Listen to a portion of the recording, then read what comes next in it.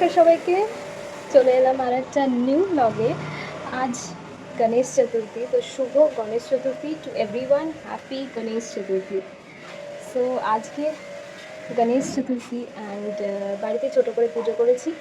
So আইল show you all আমি কী করলাম। অ্যান্ড ইয়েস, আমি ব্লগটা আফটার পূজাই শ্যুট করছি, বিকজ পুজোতে বিজি ছিলাম অ্যান্ড শ্যুট করা হয়নি, ইন্ট্রোটা শ্যুট করা হয়নি। Just look in to my video how I have done everything. নিজেই করি, নিজের মতো করে করি, গণেশ দাদার জন্যে করি, মন দিয়ে করি। So I believe that if you have faith in God and if you love what you want to do, if you love the way you do, তো I think everything is all okay.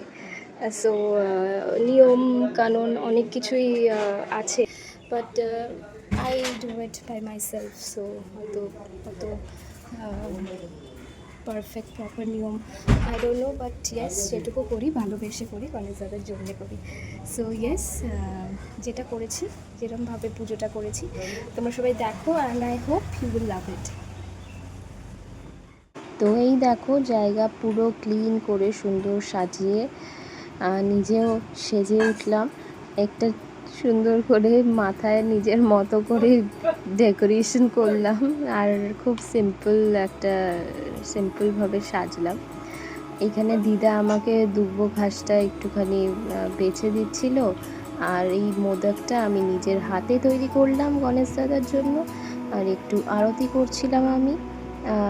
সেই ফাঁকে তোমাদেরকে একটু দেখালাম।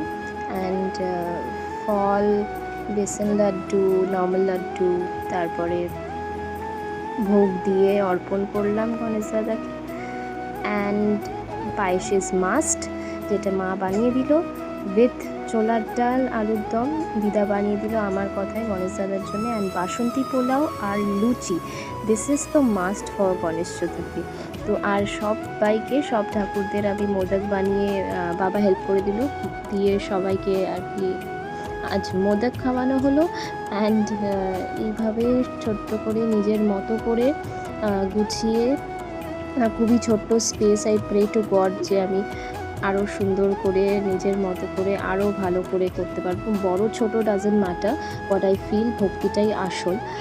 সেই back in 2017 দিদা আমায় এসে বলে গণেশ পুজো করবি, তো that is the time I started and till now I am doing it.